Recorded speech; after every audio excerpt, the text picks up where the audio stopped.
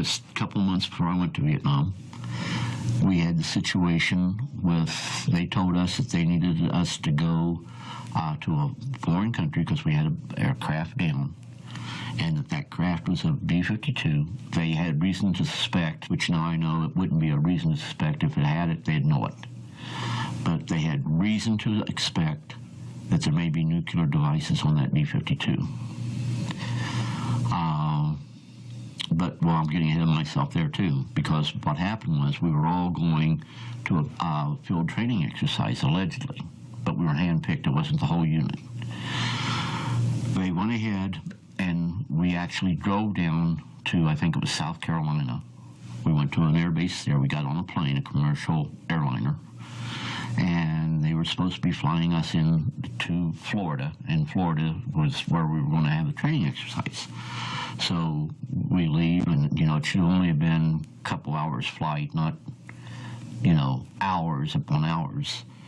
But as we got airborne, we flew, you know, 6-7 hours past. I can't remember exactly how much. But then we landed for refueling. You know, you don't need to refuel if you're going from South Carolina, North Carolina, whichever it was, to Florida. You didn't need to do that. But now we're refueling. Then we're going to be taking off again. But they told us, okay, once we land, we'll go up to the terminal. We go ahead, we land, we go up to the terminal, and they tell us no one gets off the plane. We stay right here. And you'll stay on the plane. So we get up there. If you know anything about how they refuel, they don't want you on the plane because if there's an accident, you got all those people who's going to fry. So they don't want that. They want you to get off the plane before they refuel it. But anyhow, we go ahead, we get up there, and they're refueling the aircraft. And we look out the window, of course, wondering, okay, where's this place? And one guy says, I'll kiss your hindside if this isn't Oakland. Of course, you know, everyone starts saying, whoa, wait a minute, Oakland, that's nowhere, that's not even near Florida. What are we talking about here? And at that time, the guy we always called the colonel went ahead, pulled out a .45 military issue, locked and loaded around in it, and says, the next SOB, it says a word, I will personally shoot. So he says, this time I want you to shut your windows, and I want them to stay shut. And where there wasn't people sitting, he went ahead and had other personnel there to shut those windows. And he says, you'll be briefed before we get to our location. And that's all you need to know right now. And, you know, no one was about to say anything, period. I knew this guy from a couple other occasions that I was with him, but, you know, I didn't know would he really be willing to shoot somebody or not. But it got as quiet as any, you could have heard a pin drop. The engines were a loud roar when the plane took off, louder than I've ever heard any other jet take off before because it was so silent. Anyhow, we flew, and I don't know, 14, 15 hours, 16 hours, and a couple of hours before we landed, that's when they told us, okay, we're going into a country in which this B-52 has gone down. The natives there, the people, the populace, whatever you want to say, they're not friendly towards the U.S. government. We have to get in there, check for survivors, and check to see if there is any danger of any bleed off from the radioactive material that's on that craft, and we also have to provide for an extraction.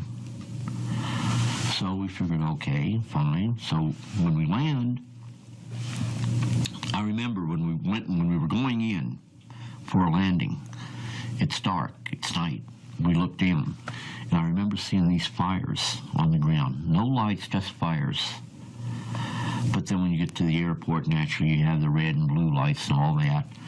But as we went in, you know, we were still several thousand miles high. And I thought, this is really strange. This is not Florida. You don't see that kind of thing in Florida. And I'm going ahead and I'm thinking, this is crazy.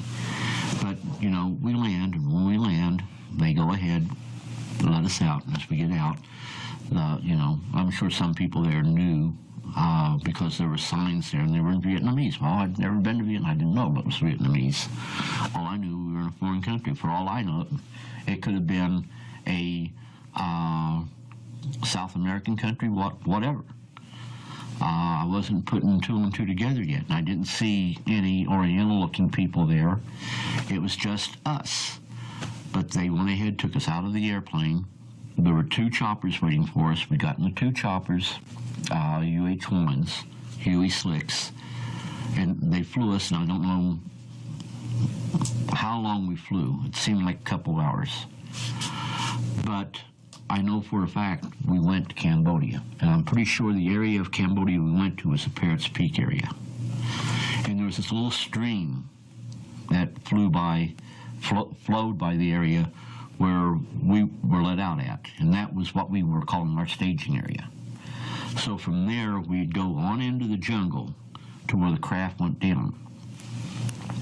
And, you know, of course, you anticipate seeing smoke, you anticipate seeing debris, because naturally the craft would have had to been blown all to heck. But when we went in, no one asked for any Geiger counter readings or nothing. But we come up on this clearing, and there in the clearing is this B-52, almost totally intact, except for the damage that was caused it by natural enemy fire. And I'll always say I don't know for a fact because I don't have no inside knowledge, but I still believe it was surface-to-air missiles that hit this aircraft, and probably more than one. The people on the inside had died of the wounds they received as a result of the shrapnel from the hits on the aircraft. We go ahead, we're looking at this, and I always thought a B-52 was much, much bigger. And don't get me wrong, it wasn't a small craft, it was a big craft, but I always thought it was much bigger. So I start to walk around it, and I walk around through the tail section. When I get around to the tail section, I go around to the other side, and I hear this, like, you know, something in the bush. So I turn around, grab a hold of my M16. I don't bring it up yet. I grab a hold of it, then I look, in this about typical gray. And once again, I would have to say about 3.5 foot tall. Comes out. Then several others come out with him. Then I remember to this day what was said. And it was said, "Clifford, what are you doing here? You are not supposed to be here." And I remember, I still think I may have been first to fire. I don't know. But I brought up my M16, fired, and started to yell VC. And you know when you get real humble?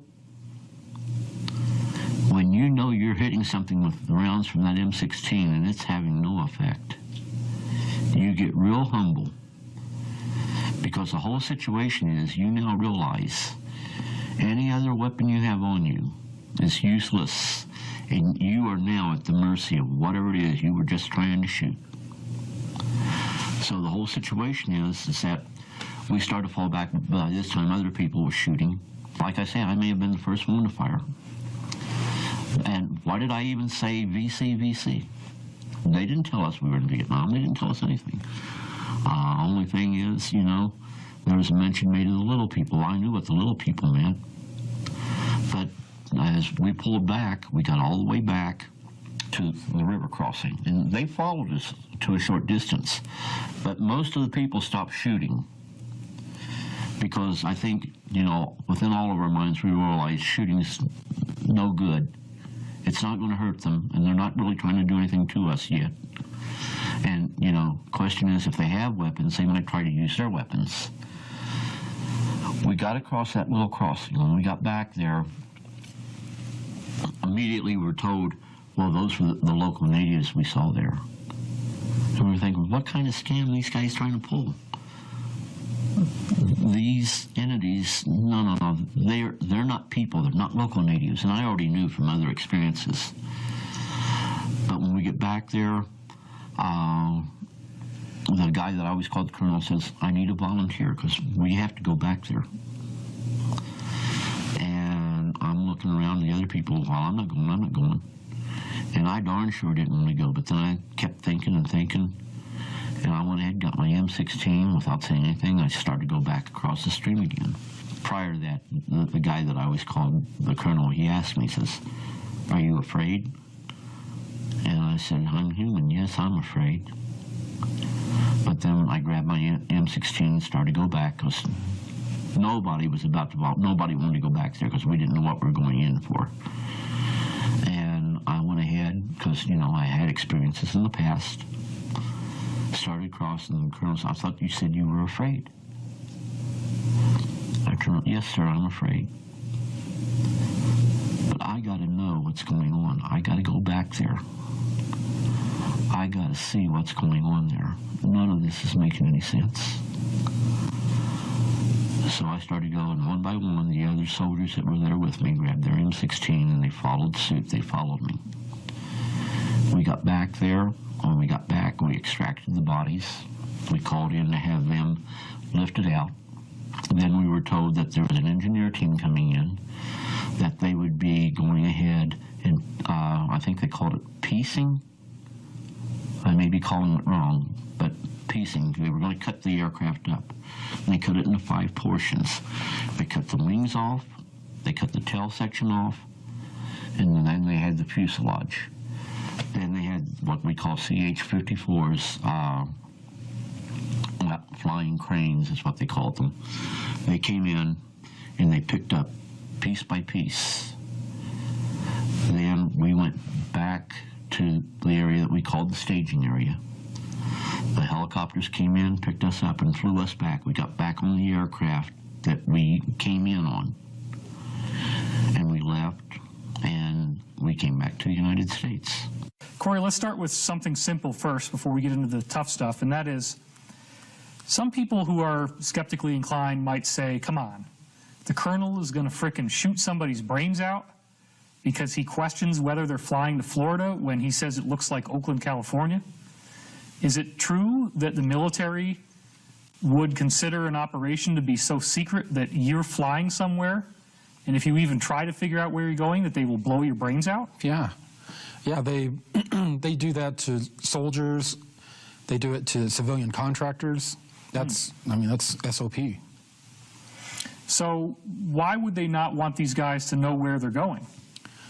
Going back to loose lips sink ships, and if they don't know information, they can't reveal information. It's part of the compartmentalization.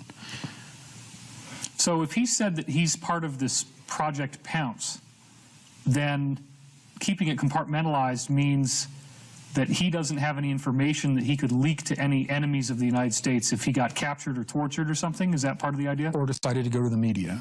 Yeah. Right. Okay, so he ends up in Vietnam, and this is in the theater of war in 1968. Now, this is where the thing gets really, really bizarre. He's going around what appears to be a crashed craft of American manufacture during an active war in the theater of war in Vietnam. He goes around the corner and he sees a group of Greys. And then the Greys tell him, they call him by name, and they say that he's not supposed to be there. Well, what the heck is going on here, dude? It could be several things, like they were in the middle of an operation. What are you doing here? You shouldn't be here. But the feeling I got was, wait a minute, aren't you supposed to be in whatever, Georgia or wherever he was? How are you thousands of miles, you know, what are you doing here? You know, you're not supposed to be here. This isn't your, you know, theater of operation. You're stateside. I guess I'm not really getting to the core of this, which is, what the heck are these Greys doing in an American war? Why would they care? Why would they be right near a ship that has just crashed with all these dead people inside? Well, this is a phenomenon that's gone on in just about every war and skirmish. Really? Yeah. The non-terrestrials that have human beings that they consider assets, they will often protect them, or if something happens related to them, go and investigate. So you're saying then that perhaps some of the people on the B-52 were high-level assets that these Greys considered vital for them as well as for America? I'm speculating, but there could also, B-52 can carry some, some interesting things if with a few modifications. So Okay. they may have had something else inside that B-52. So in other words, there could have been Something extraterrestrial material or technology that was on that ship, and it appears to have been shot down by enemy fire. That's a possibility. I want to get right to the core of another key question, which is, to your knowledge, has there been direct collusion between entities like the United States and extraterrestrials like Greys to fight a war together like Vietnam? Well, yes, they don't fight the war with us, but they have agreements with different non-terrestrials on what kind of a role they will play observationally or any other number of possibilities. They have agreements with certain non-terrestrials before they go to war, during war, but they're not normally fighting with them in the war. Now, we've heard that both Truman and Eisenhower signed these treaties with Greys, including the Tau 9 treaty, which apparently was about abductions. Is it possible that part of what these treaties with the Greys would include is that if the government, the U.S. government, allowed them to abduct a certain amount of American citizens, that in exchange for that they might give certain things like logistical support for war efforts? Well, at that time, we really didn't need their logistical support because we had a lot of this technology developed on our own, even in the late 60s. What technology? Technologies for observing the enemy, a higher level of tactical support abilities. So if the treaty has been signed, why do you think these ETs would care at all about what's happening to us in a war? I'm still trying to get to the core of what might be going on there. Well, I don't think we're ever going to know what was going on there. All we're going to do is be able to throw out a lot of speculation. There's any number of reasons why they were on scene there.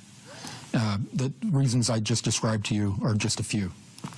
Okay, another thing that I think everybody's going to want your take on before we end this episode is, how do you shoot at beings with M16s and not hit them?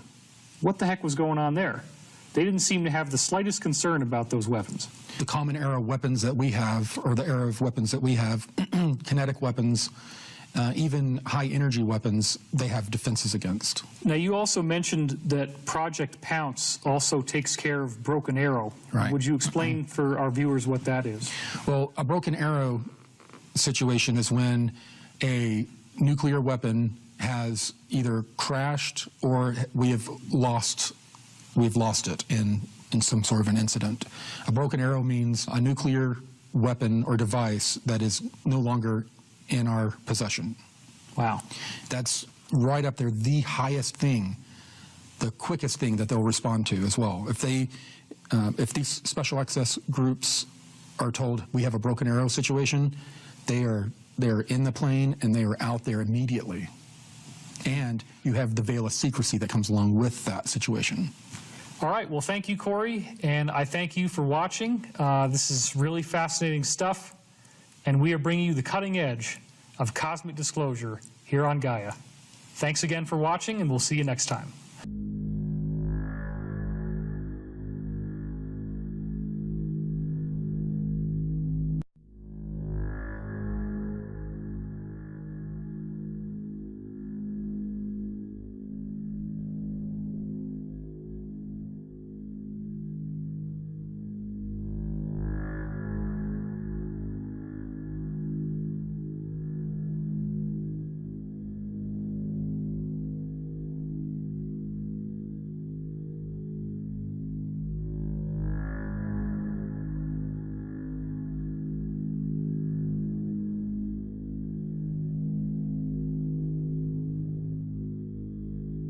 Just a couple months before I went to Vietnam, we had the situation with, they told us that they needed us to go to a foreign country because we had an aircraft down, and that craft was a B-52. They had reason to suspect, which now I know it wouldn't be a reason to suspect. If it had it, they'd know it. But they had reason to expect that there may be nuclear devices on that B-52. But, well, I'm getting ahead of myself there, too, because what happened was we were all going to a field training exercise, allegedly, but we were handpicked. It wasn't the whole unit. They went ahead, and we actually drove down to, I think it was South Carolina. We went to an air base there. We got on a plane, a commercial airliner, and they were supposed to be flying us into Florida, and Florida was where we were going to have the training exercise. So we leave, and, you know, it should only have been a couple hours flight, not, you know, hours upon hours. But as we got airborne, we flew, you know, 6-7 hours past. I can't remember exactly how much. But then we landed for refueling. You know, you don't need to refuel if you're going from South Carolina, North Carolina, whichever it was, to Florida. You didn't need to do that. But now we're refueling. Then we're going to be taking off again. But they told us, okay, once we land, we'll go up to the terminal. We go ahead, we land, we go up to the terminal, and they tell us no one gets off the plane. We stay right here.